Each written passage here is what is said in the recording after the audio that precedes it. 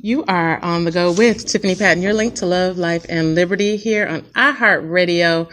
And I am here at the McDonald's Gospel Fest in the Detroit, Michigan. And I'm here live with the man of the hour, Mr. Canton Jones. Yeah. How are you, sir? I'm good. How you doing? I'm good. Miss iHeartRadio. That's what's up. Right. Yeah. Do it big. Man, gotta go big or go home. Yeah. You gotta do it. Gotta represent them well. Okay, so you, sir, first of all, I want to say congratulations to you. Thank you. Stellar Award winner. Yeah. For greatness. Yeah. Okay, so tell us about that particular song, because that song is So greatness is pretty much I guess me encouraging my brothers and sisters to say everything that you do, you do it in greatness. Mm-hmm. I write my music. I do say I in the music so that when the person is saying it, mm-hmm. they're saying I. Yeah. So everything that I do it with greatness. You know, every time I move, they see me in my greatness. And so it's pretty much confession music. When somebody get up and they pop it on in the morning, that's good. That's they say, I'm going to be great today. I'm going to make today the greatest day. I'm going to be the best me today. Mm-hmm. We sometimes get caught in trying to be, you got goals and all that type of stuff, which is always tomorrow's dream. Mm-hmm. But you always forget about today's greatness. Yes. And I say, let's be the best. Let's make today the best we can make it today. That's good. Because if you're always thinking about tomorrow, sometimes it'll never come if you don't worry about today. That's good. And so that was the point of that song and that kind of the name of that project. I love it. Yeah. I love it. Okay, so you, sir, you decided to take music and be able to reach the younger generation. Mm-hmm. My take on it is every musician and artist, they have a goal in mind. Mm-hmm. And you chose to take the road that a lot of people don't want to do, right. Especially in gospel music. Mm-hmm.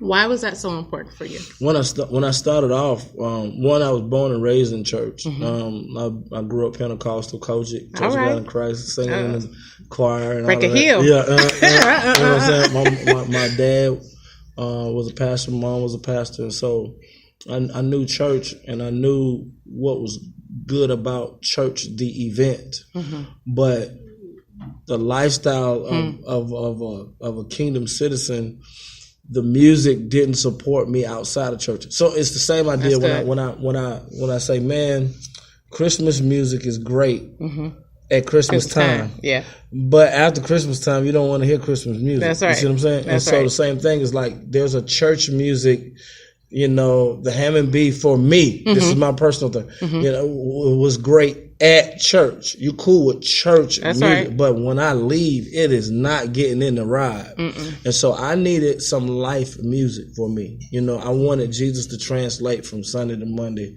Tuesday, Wednesday. So I started making music, how I want to hear it for me. That's first. Good. Like, let me, this is how I want to do. This is, I didn't know about ministry and all that type of stuff back then. It was just, this is how I want to hear it, right. And guys like this. And so at that point, I started making and creating music like that. And so, then a lot of times people say, man, you're making this for the young people. And I'm like, well, yeah, but not really. That cat's 50. You know what I'm saying? Right. And that cat's 60. Right. It's really a culture more so age. That's good. It's a culture of people.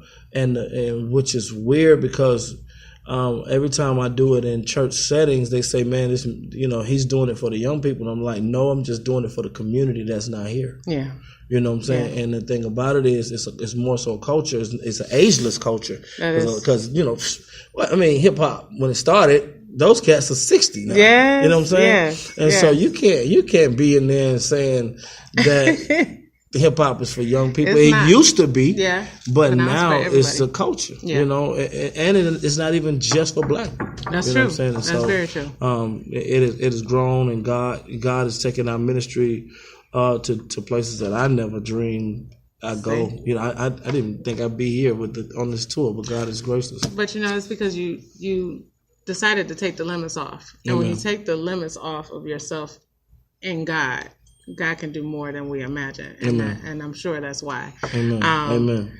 Now, I hear a lot of people say, well, this new gospel music doesn't have any power. It can't heal, it can't deliver, it can't set free. What do you say to that? I mean, that's a lie, one, because we see it all the time. Exactly. I sang a song. I got a song called Be Healed. I did this song in San Diego. And man, we had a 3-hour healing service. Wow. Where people were literally healed. Yeah. And I did it in a place where, where demons come out. That's right. So I'm a pastor as well. Yes, so, you are. And people who say that it doesn't have that power, you got to understand that when you play that music out of culture, it doesn't have the power. That's right. So if you take the music that you think have the power and play it for a different crowd, it doesn't have no power for them. That's right. So God made music for each culture and made different things for everybody. So you can't make any type of blanket statement is being based out of ignorance or something. And so That's good. You kind of got to educate yourself and got to know where that statement is coming from, and so, the music that we've been called to do is for it's for everybody, but we're on a mission to get a group of people.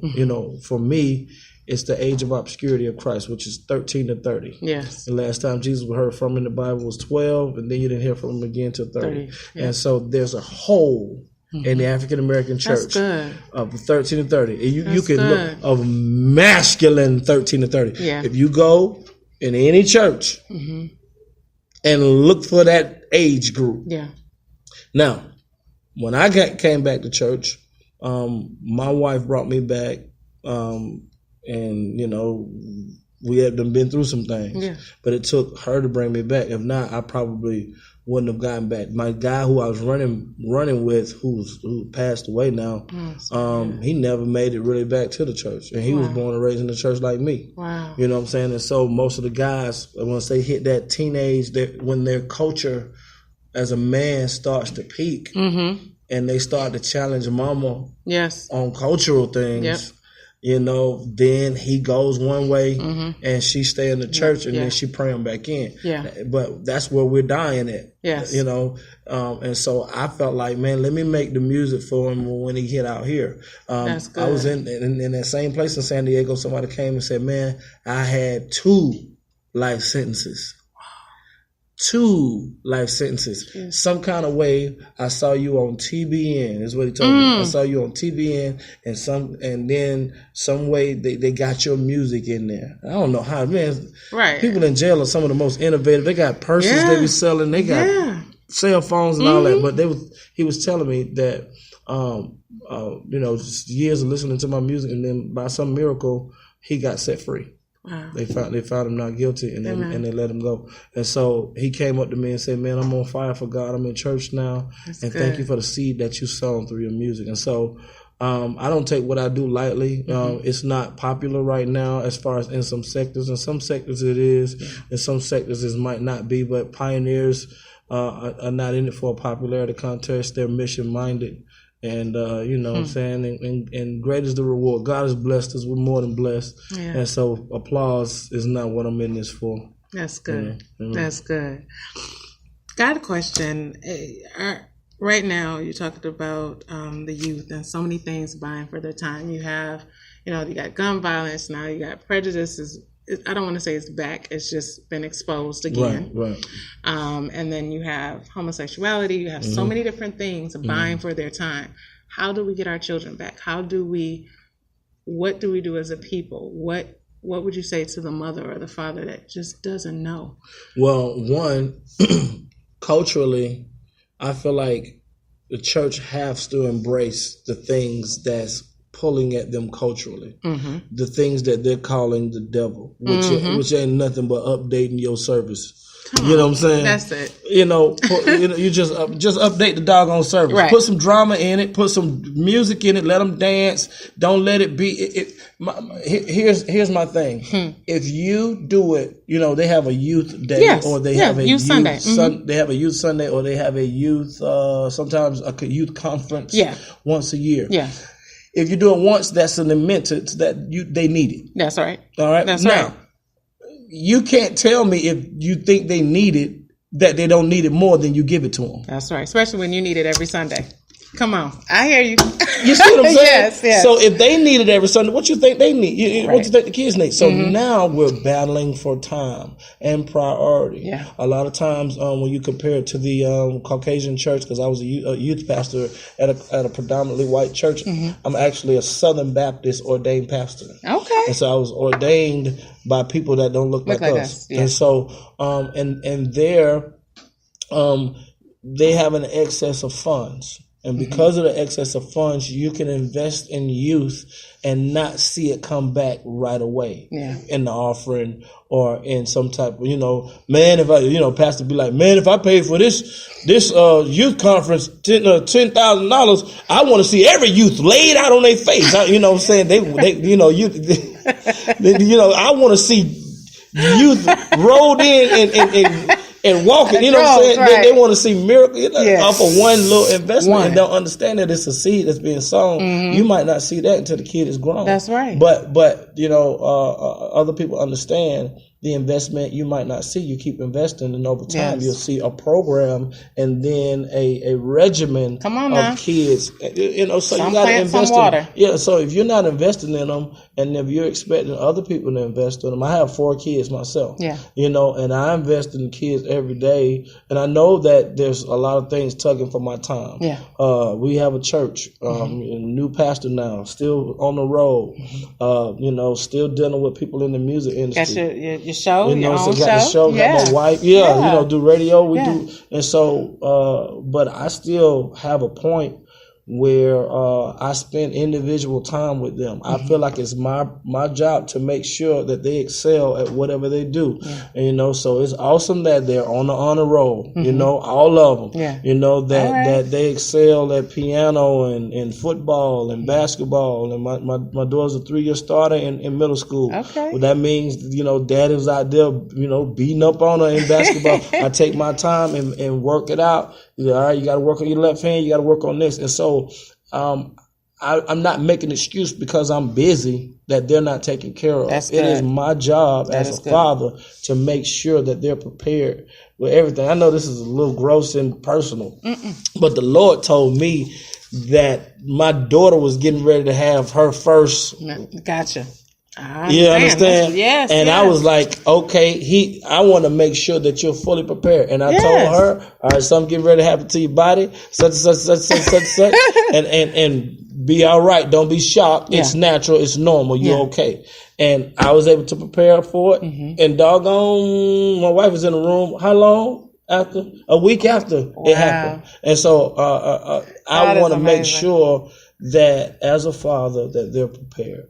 That's good. And I take it serious when I see something happen that I didn't prepare them for. And and so what can we expect next from Canton Jones? I'm working on this. I'm working on 2 books. One is 100 questions that baby Christians and non-Christians might ask. That's good. That's one. The other one is a Kingdom Business book, which is about family and music business. I call it, I may call it, I'm still debating with names, but it's Music the Other Woman. And so sometimes music or another profession can take you away from your wife. And so how God had me to give my business to my wife, and she's the one that really grew this thing. That's good. You know what I'm saying? And now we're getting to the point now where we're using other people. That's actually calling you. Usually it would be her. Okay. You know what I'm saying? And now we're getting to the point where we got too much going on. We need to kind of pass it out something. But write about that experience and how to stay married, how to raise kids, how to be young and have fun, how to not be over churched. Because if you're over churched and underdeveloped spiritually, then you'll think that church is where the answers is. That's and right. You have no relationship with God. And so, a lot of stuff that we're going to talk about in that book. And then the next project, which is it's a lot of music coming. Okay. And because of how music is right now, you can do so many different things. And so I want to do a slow down record called The Ghost. You know, the Holy Ghost, but it's called The Ghost. So it's a real groovy. I did a recent project called Worship Mode that I released for a little EP, put out some. That's like a appetizer to what The Ghost is going to be. And it's just not much hip hop. It's going to be some rap on it, but not a lot of bangers. It's just real good music, guitar, live, summer music. It's a summer record. That's good. Followed up by some more bangers. Some bangers. Okay. There you go. That's all right. So you That's know all right. they covered. That's all you know what I'm saying? Yeah. And then I'm doing a Free Life. Free Life is the name of our church. Okay. We're doing a live recording. Yeah, I watch you guys on Instagram and I follow you guys. And we need more churches like that to be just come as you are, so that the word can be received by everybody. Right. Last question. I'll make it because I don't want to take too much of your time. No, I got to get ready to make it out here in Detroit. But we've heard a lot of different things about people trying to be upset because Tasha Cobbs had Nicki Minaj on her album, and because some people work with Snoop Dogg. What is your take on that? Because for me, although what I do is not just for secular, it's definitely, people know that I'm a Christian. I do what I do on iHeartRadio. That's cool. However, I really think that sometimes we have to hold ourselves accountable as Christians, as believers, because we're so quick to judge and talk and down other people when we're supposed to be the ones showing the light and walking in love, because we don't know who they know. We don't know how much they love God, XYZ. Right. What is your take on that? And if you could pick, who would you like to work with? Oh man, I would one. Well, let me answer the question first. For one, it's a dangerous seat to be at the seat of a judge. Come on. And when you know what a judge does, he is in that room considered the Most High. And when you are putting yourself in the place of the Most High, you are one. The Bible says, "Judge not, lest ye be judged." That's right. The only thing that turns on judgment for the sin that you've committed is you judging other people. Other than that, grace is in the place. That's right. You see what I'm saying? The only thing that takes that grace out to say, okay, all right, you want to do that? And then when you sin, grace still abounds. That's right. You got like, you know what? You're ignorant. You still don't know what you're doing. I'm gonna still let more. You know what I'm saying? Because you don't. I mean, those that win. So when you really just look at the numbers, look at the type of influence. All right, man. Okay, let me name one of my little brothers. Lyrical Rook. Yes. Lyrical Rook from Atlanta. Yes. All right, just released a CD. All right, I think he had a feature from a Dope Boy. Okay. Ain't nobody talking about it. Right. Don't nobody know Lyrical Rook right now. Right. All right. They looking at Snoop because of the vast amount of people that you are reaching. So you got to really understand, and you got to examine the spirit. The spirit of religion is not of God. So when the spirit of religion starts judging, that is not God. That is not a God thing. That is a Satan. It's almost like, wow, you have a problem with new people coming into the kingdom? That's not God. You have a problem with a guy with a tattoo coming here? That's not God. You got to remember. You got to understand that what spirit is looming when a person starts keeping people away from God. That's right. That's right. And it's not God's spirit. And so what we really have to do, instead of saying, mother, calm down, this is a new way to do it. Mother, you're acting like the devil now.